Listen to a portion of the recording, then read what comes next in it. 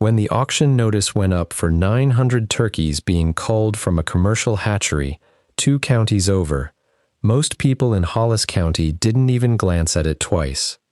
The birds carried a known leg weakness, a recessive trait that had slipped into one of the hatchery's breeding lines, causing a portion of each flock to grow too heavy, too fast, for their joints to support. Industry standard practice was simple and unsentimental. Cull the affected lines before they reached market weight, take the loss, and move on. Nobody bid on 900 turkeys with bad legs. Nobody except June Castellano.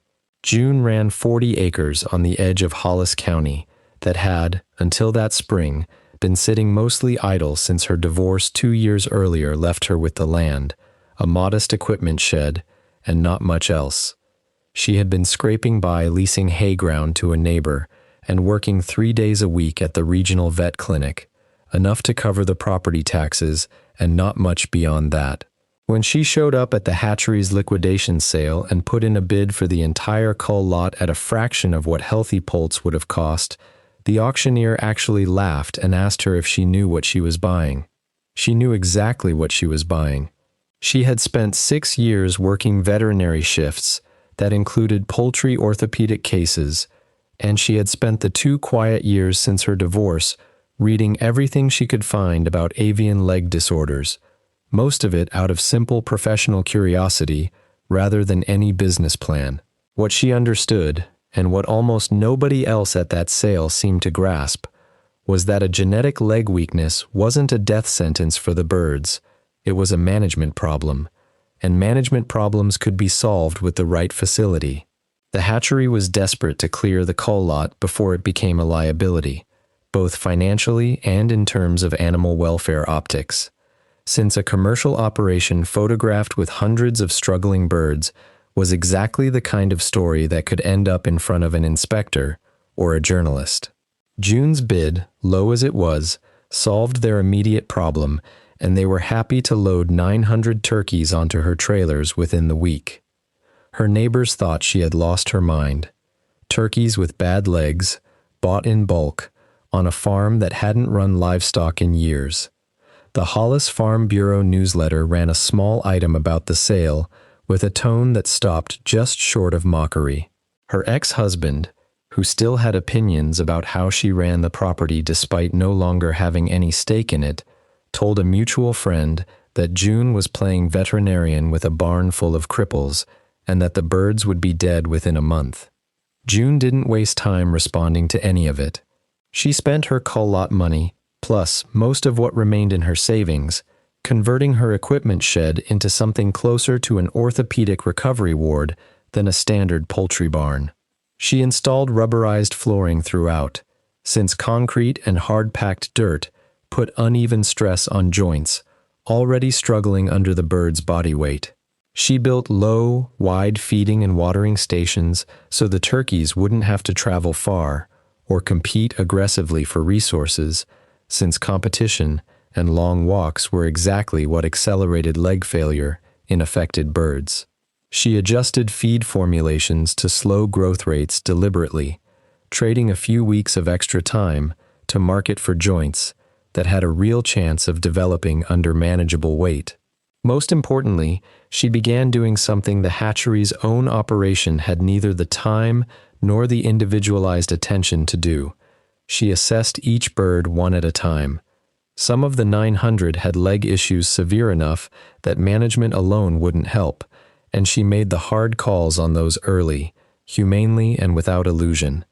But a much larger share of the flock had milder expressions of the same genetic trait, the kind that, with slower growth, better flooring, and reduced joint stress, could recover enough function to live comfortably and reach a healthy market weight after all. For the first 2 months, it looked like a losing bet.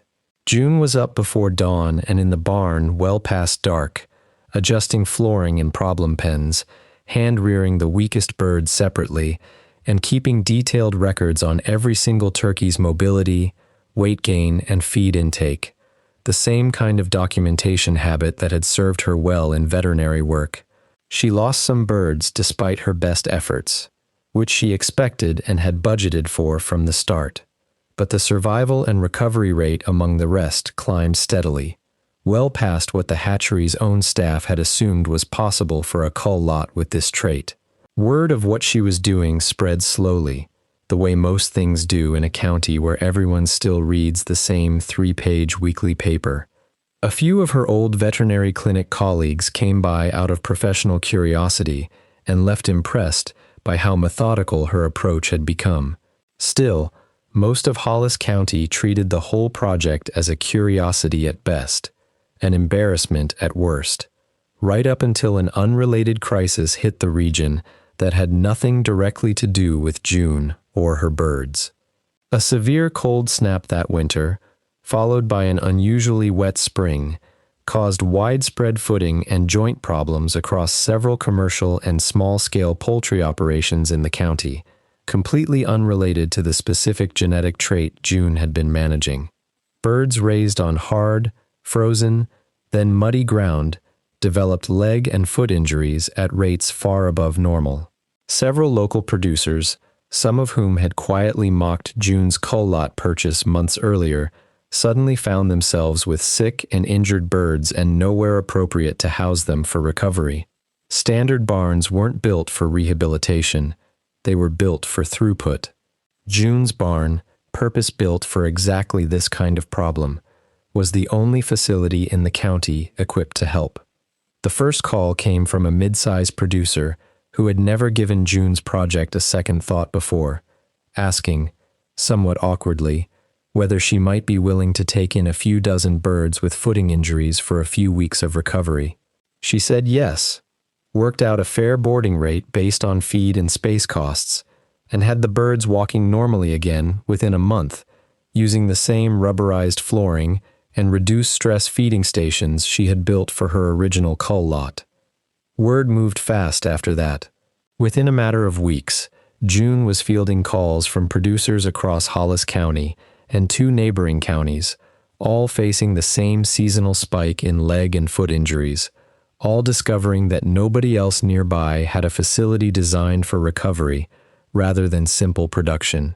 Her original 900 turkeys, the ones everyone had considered worthless, had effectively functioned as a very expensive research and development program, one that gave her a working, tested system exactly when the rest of the county needed it most. She started charging a modest per-bird boarding and rehabilitation fee, still well below what producers would have lost writing off injured birds entirely, and still profitable for her given how efficiently her barn ran.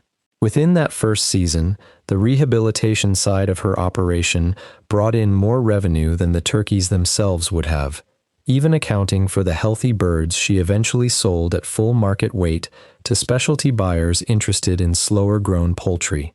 Her ex-husband stopped repeating his line about cripples once one of his hunting buddies mentioned, in passing, that he'd paid June good money to save a few dozen birds that would otherwise have been a total loss. The Farm Bureau newsletter ran a second item about her operation, considerably less mocking in tone than the first, describing her barn as the only specialized poultry recovery facility in the region. June never made a show of the reversal. She kept doing exactly what she had been doing from the start, assessing each bird individually, adjusting her systems based on real data rather than assumptions, and treating a problem everyone else considered disposable as something worth solving carefully. What had started as 900 turkeys nobody wanted became, within a single county, the barn everybody eventually needed.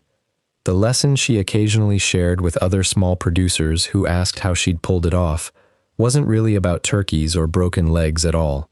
It was about paying closer attention to a problem than anyone else was willing to, long before there was any proof it would pay off. The bad genetics didn't disappear. She just built the one place in the county equipped to work with them instead of around them, and when the rest of the region ran into a version of the same problem, hers was the only barn ready.